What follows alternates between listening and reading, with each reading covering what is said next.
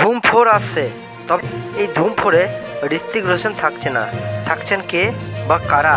নির্মাতারা নতুন চমক নিয়ে এই মুভিটি এক অন্য লেভেলে আনতে চলেছে। তো আজকের এই ইন্টারেস্টিং ভিডিও, তো চলো ফ্রেন্ডস ভিডিওটি শুরু করি।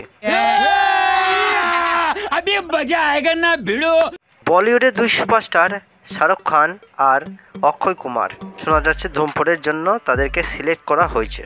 এর আগে সব সিকুয়েলে পুলিশ কর্মকর্তার চরিত্রে দেখা গেছে অভিষেক বচ্চনকে আর তার শিষ্য আলী চরিত্রে উদয় চোপড়াকে।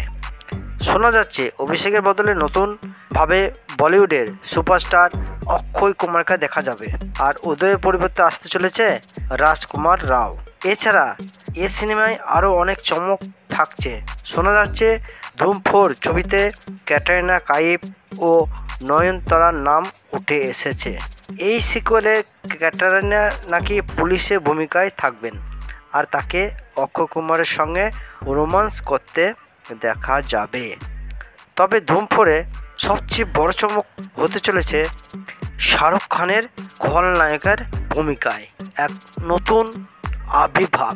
হ্যাঁ ফ্রেন্ডস, সব কিছু ঠিকঠাক থাকলে বড় পর্দায় মিস্টার খিলাড়ি ও বাদশার মুখোমুখি সংঘাত দেখা যাবে এই ধুম 4। এর আগে সিকুয়েলগুলিতে ভিলেনের চরিত্রের জন্য জন আব্রাহাম, ঋত্বিক রোশন ও আমির খানের মতো তারকাদের দেখা গিয়েছিল। শোনা যাচ্ছে ধুম 4-এ চিত্রনাট্য আদিত্য চোপড়া ও সিদ্ধার্থ আনন্দের যৌথভাবে লিখেছেন, আর এই ছবি পরিচালনা করবেন সিদ্ধার্থ আনন্দ। তো ফ্রেন্ডস, আমরা ধুম 4 অবশ্যই দেখতে চলেছি। শাহরুখ খান, ধুম 4, হ্যাঁ শাহরুখ খান।